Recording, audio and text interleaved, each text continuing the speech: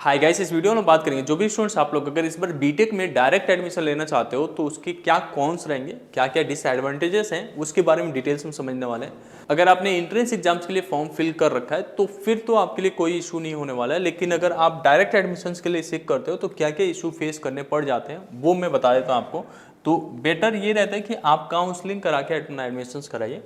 Counselling कराने पे ज़्यादा बेनिफिट रहेगा। सबसे पहला जो डिसएडवांटेज होता है डायरेक्ट एडमिशन का वो ये रहता है कि आपको जो भी प्रीमियम कॉलेज आप उठाने वाले हो उसके लिए आपको जो है ज़्यादा हैप्टी फी देना पड़ता है, मतलब बहुत ही ज़्यादा वो लोग चार्जेस करते हैं। कई बार तो डोनेशन भी ली जाती है बहुत सारे कॉलेजेस में, तो ये पे करने पड़ते हैं। उसके बाद से हॉस्टल फीस तो रेगुलर रहता है, वो देना ही पड़ेगा। उसके बाद से स्कॉलरशिप में इशू आ जाता है, मतलब आप काउंसलिंग के थ्रू जाते हो तो आपके पास सारे डॉक्यूमेंटेशन रहते हैं, बट अगर आप प्राइवेट डायरेक्टली कॉलेजेस में एडमिशन लेते हो तो उस केसेस में स्कॉलरशिप में भी थोड़ा सा कम हेल्प मिल पाता है और आपको सारा का सारा फीस पे करना पड़ जाता है। और उसके बाद से बाकी के एक्सपेंसेस भी वहाँ पे ऐड होने लगते हैं, जैसे वहाँ पे आप जाओगे तो बुक्स वगैरह के लिए हो गया, या अदर एक्सपेंसेस में जैसे बिल्डिंग चार्जेस वगैरह बहुत सारे अलग एक्यूमुलेट कर दिया जाता है। तो ये ओवरऑल फीस में आपको बहुत ज़्यादा प्रॉब्लम होता है। अगर आप लेट से इकोनॉमिकली वीकर क्लासेस से आते हैं तो अगर आप काउंसलिंग कराते हैं तो उसमें कई बार FW का ऑप्शन आता है, मतलब फी वेवियर का, जिसमें आपको जो है शुरू में ही बहुत सारा कंसेशन मिल जाता है बोर्ड गवर्नमेंट की तरफ से। इसके साथ साथ आपको स्कॉलरशिप में भी इशू नहीं आता, और काउंसलिंग के टाइम पे जब आप पे करते हो तो उस समय अप्रोक्सीमेटली 20 के पे करने में ही हो जाता है। बट जब आप डायरेक्ट एडमिशन लेते हो तो वहाँ पे 1 लाख 2 लाख तक डोनेशन चला जाता है।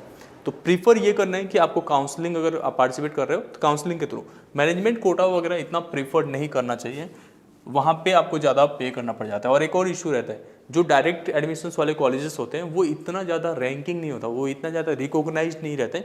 ये नहीं मैं कह रहा हूँ कि वो जो है यूनिवर्सिटी से रिकॉग्नाइज नहीं है, वो यूनिवर्सिटी से अफिलेटेड होते हैं, बट NBA या AICTE या NIRF रैंकिंग में नहीं आते हैं इस तरह के कॉलेजेस। NBA होता है जब किसी भी कॉलेजेस में सारा कुछ अच्छा चल रहा है, लेट्स से प्लेसमेंट से लेके आपके फैकल्टीज वगैरह के क्वालिफिकेशंस एंड उसके साथ साथ इन्वायरमेंट बहुत ही अच्छा रहता है, तो वो रिकॉग्नाइज हो जाता है NBA के थ्रू। ऐसे बहुत सारे कॉलेजेस होते हैं, आप ये चेक कर सकते हो उनके वेबसाइट पे। अगर कोई भी कॉलेजेस में आप जाना चाहते हो उनके वेबसाइट जब चेक करोगे तो अगर वो NBA से आपका रिकॉग्नाइज्ड होगा तो वो बार बार वो उससे एडवर्टाइज करते हैं, वो कॉलेज थोड़ा अच्छा काउंट की जाती है। NIRF रैंकिंग भी प्रीफर करना चाहिए। अगर किसी कॉलेज के NIRF रैंकिंग में आ ही नहीं रहा है कुछ भी तो आपको थोड़ा सा वहाँ से अवेयर रहना चाहिए। मतलब ऐसे बहुत सारे कॉलेजेस हैं, लाखों में कॉलेजेस ऐसे हैं जिनको NIRF रैंकिंग नहीं मिलती। ऑब्वियसली इतना आसान नहीं है। बाकी टेक्निकल जो रिकॉग्निशन है वो तो हर जगह पे मिल जाता है, तो उसका इशू नहीं है। अब यहाँ पे कुछ और भी इशू रहता है। लेट्स से कि आपने बोर्ड एग्जाम्स में 85+ % लेके आते हो और कोई दूसरा स्टूडेंट से वो 75 के आसपास लाया या 65 ही लाया, तो यहाँ पे क्या रहता है कि आप प्राइवेट डायरेक्ट एडमिशन लेते हो तो हो सकता है ये 85% लाने के बाद भी उसी कॉलेज में आपको 1 लाख पे करना पड़ा। 1 लाख में तो कोई कॉलेज मिल नहीं रहा है इस समय पे। लेट्स से कि आपको 2 लाख समथिंग 2.25 के आसपास आपका सिंगल ईयर का रहता है खर्चा, तो 2.25 लाख दिया।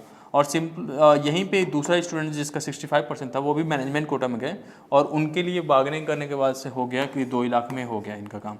ठीक है, तो ये एक इशू हो जाता है। और इवन दो अगर आपका 85% से अधिक था भी तो आप हो सकता है कि काउंसलिंग के थ्रू करते तो बेहतर कॉलेज मिल सकता है। बट यहाँ पे आपको कॉलेजेस में भी सेक्रीफाइस करना पड़ता है, मतलब आप बेटर कॉलेज की जगह पे आप कोई भी डिग्रेड कॉलेजेस में भी जा सकते हो, मतलब जा रहे होगे। तो डायरेक्ट एडमिशन्स किसी भी कॉलेजेस के लिए थोड़ा कम प्रीफर किए जाते हैं। कई बार रिलेटिव सजेस्ट कर देते हैं कि डायरेक्ट एडमिशन ले लो, या कई बार दोस्त सजेस्ट कर देते हैं कि मेरे वाले कॉलेज में आ जाओ तो यहाँ से करते हैं, या कई बार इस वजह से भी हम लोग एडमिशन ले लेते हैं डायरेक्ट कॉलेजेस में कि हमारे घर के पास ही रहेंगे। बट ये इतना प्रेफर नहीं करना चाहिए। आप बड़े हो रहे हो और बाहर जाओ, मतलब ऐसे जो मेट्रो सिटीज़ है वहाँ के कॉलेजेस को उठाना ज़्यादा बेटर होता है। लेट्स से कि अगर आप यूपी में रहते हो तो लखनऊ तरह के कॉलेजेस को अगर प्राइवेट शिफ्ट करना चाहते हो तो लखनऊ में आप चूज़ करने के बजाय नोएडा साइड में चले जा सकते हो। वहाँ पे अपॉर्चुनिटीज़ ज़्यादा रहता है। अपॉर्चुनिटीज़ किस तरीके के, जैसे आप वहाँ पे प्लेसमेंट्स वगैरह क्या रहते हैं वो सब चीज़ें भी देखना पड़ता है। अब एक चीज़ रहता है फैकल्टी इशू का, मतलब अब किसी कॉलेजेस में जाते हो जिसके NIRF रैंकिंग वगैरह कुछ नहीं है या NBA एग्रीगेटेड नहीं है, तो इस केसेस में आपको क्या होता है कि वो कॉलेजेस हो सकता है नया हो या वो कॉलेज इतना ज़्यादा स्टूडेंट्स पे फोकस नहीं करता है, तो उनकी फैकल्टीज़ हो सकते हैं कि कम क्वालिफाइड होंगे, असिस्टेंट प्रोफेसर्स वगैरह हो सकते हैं। तो यहाँ पे आपको उतना अपॉर्चुनिटीज़ नहीं मिलेगा टीचर्स के साथ इंटरेक्ट करके बेहतर लर्निंग के लिए। ठीक है, वहाँ पे आपको अपना एफर्ट ज़्यादा देना पड़ता है। और साफ साफ मैं बता दूँ आपको, जो बहुत ही बड़ा इशू आता है वो यहाँ पे आता है।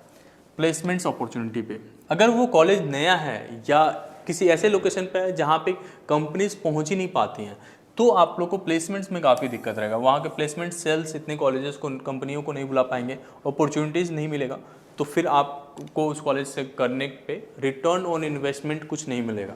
तो उस चीज़ पे भी हमें फोकस करना पड़ता है। मतलब मैं ये नहीं कह रहा हूँ कि आप साल बर्बाद करके फिर से तैयारी करो, मैं ये कह रहा हूँ अगर आप डायरेक्ट कॉलेजेस में एडमिशन लेना चाहते हो तो ये सारे चीज़ों को चेक करना पड़ेगा कि मेरा वहाँ पे प्लेसमेंट अपॉर्चुनिटीज़ क्या है, मेरे जिस कॉलेज में आप जाना चाहते हो उनके पिछले जो स्टूडेंट्स थे वो क्या कर रहे हैं। जैसे आप लिंक्डइन पे जाओगे, वो कॉलेज का नाम डालोगे ना, तो वहाँ पे बहुत सारे सीनियर्स मिल जाएंगे, उनसे आप पूछोगे कि वो कौन सी कंपनी में, तो ये कनेक्शंस आपका बिल्ड कर सकते हो। तो ये चीज़ें आपको चेक करना चाहिए। मतलब आप लिंक्डइन पे जाओ, जिस भी कॉलेज के लिए डायरेक्ट एडमिशन सोच रहे हो उस कॉलेज का नाम डालो और जो भी सीनियर्स आ रहे हैं उनसे बात करो और पूछो कि वो कॉलेज उनके लिए कैसा है, वो क्या रिकमेंड करेंगे उस कॉलेज में वापस से आपको डिग्री लेने के लिए, ठीक है। तो इस चीज़ का खास ध्यान देना है। कॉलेज लोकेशंस के बारे में बता ही दिया। अगर आप किसी ऐसे जगह पे हो जो मतलब लेट से कि उतना ज़्यादा मेट्रो सिटीज़ में नहीं है, जैसे एनसीआर रीजन्स का हो गया या साउथ में चले जाओ, आपका बेंगलोर साइड का हो गया, तो यहाँ पे आपको अपॉर्चुनिटीज़ ज़्यादा मिल जाता है। ये ट्रूथ है, आपको ज़्यादा अपॉर्चुनिटी मिलेगा, ज़्यादा एक्सपोजर्स मिलेगा, तो आप अच्छा लेके आओगे, ठीक है। बाकी तो आपकी अंडरस्टैंडिंग रहनी चाहिए, गाइडेंस लेना जरूरी होता है। काउंसलिंग जहाँ पे भी कराओ आप एक प्रॉपर गाइडेंस लो। बाकी आप टेलीग्राम चैनल ज्वाइन कर सकते हो, वहाँ पे भी हम लोग बहुत सारी चीज़ें आप लोग के साथ शेयर करते हैं कि कैसे कॉलेजेस को चूज़ करना है, सारा प्रॉपर डिस्कशन होता रहता है, ठीक है। तो होपिंग डेट आपको ये वीडियो पसंद आया होगा। Thank you so much.